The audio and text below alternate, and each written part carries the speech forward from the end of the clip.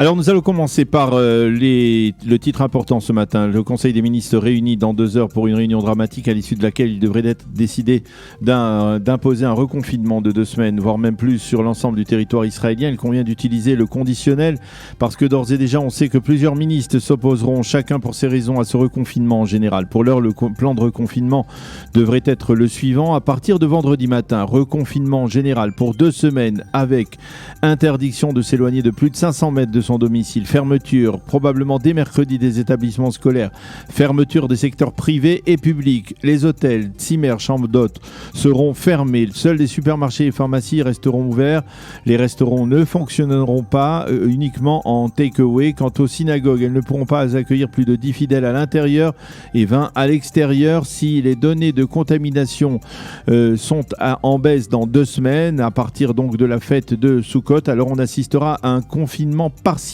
avec la reprise des cours online pour l'éducation nationale, la réouverture prudente, on va dire, du secteur commercial.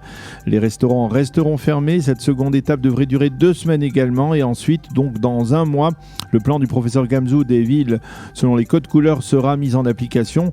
Tout cela est dans l'absolu. Les ministres de l'économie Amir Peretz et du tourisme Assaf Zamir ont annoncé d'ores et déjà qu'ils voteront contre le plan de reconfinement général. L'une des pierres d'achoppement lors du Conseil des ministres d'aujourd'hui devrait être la recommandation du ministère des Transports de fermer l'aéroport Ben Gurion durant le reconfinement.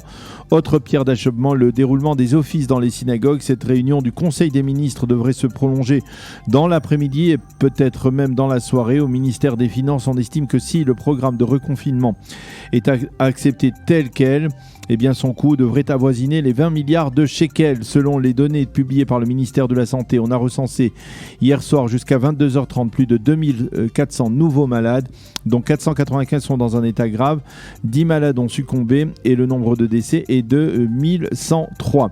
Hier, plusieurs milliers de personnes ont manifesté contre Benyamin Netanyahou à proximité de son domicile, rue Balfour, au cœur de Jérusalem. La manifestation s'est déroulée dans le calme et l'on a remarqué qu'il y avait moins de protestataires qu'à l'accoutumée, peut-être à cause de l'atmosphère presque de reconfinement.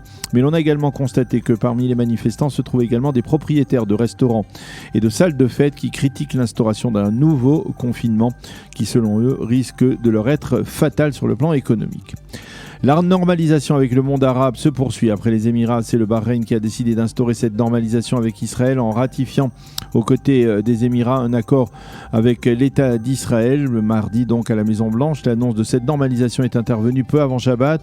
Elle est considérée comme un développement de la plus haute importance car le Bahreïn, qui n'a jamais dissimulé ses relations avec Israël, est un pays à majorité chiite qui est dirigé par la minorité sunnite avec le soutien de l'Arabie saoudite. Pour les proches de cette normalisation prouve que la démarche entamée par les Émirats avait fait des émules et que l'on espère désormais à Jérusalem que d'autres pays comme le Sultanat d'Oman, mais peut-être aussi le Maroc prendront en marche le train de la normalisation. Pour l'instant, il n'est question que de l'ouverture d'une ligne aérienne directe qui relierait le Maroc à l'État d'Israël. Mais un bémol à cette atmosphère festive, 2 jours avant la signature des accords de normalisation avec les Émirats et donc avec Bahreïn, on ne sait toujours pas s'il s'agira officiellement d'accords de paix ou de normalisation. C'est important car un accord de paix nécessite l'aval du gouvernement israélien et de la Knesset, ce qui n'est pas le cas d'un accord de normalisation. Ce que l'on sait, c'est que le représentant du Bahreïn mardi à la Maison-Blanche sera Abdel Latif Laziani, qui est le chef de la diplomatie à Manama. Hier soir, le président Rivlin et le Premier ministre par alternance Benny Gantz se sont félicités de l'accord de normalisation avec le Bahreïn. Benny Gantz s'est même montré élogieux envers Benyamin Netanyahou, ce qui n'est pas courant. Par contre, le Hezbollah a condamné cette normalisation et l'a qualifiée, je cite, de trahison de la cause palestinienne. L'Iran a également condamné, mais l'Égypte, elle, a qualifié cette normalisation d'étape importante. Daniel, on va terminer ce journal par un titre qui nous vient de Gaza. Oui, effectivement, selon le Hamas, l'Égypte négocierait actuellement avec le Hamas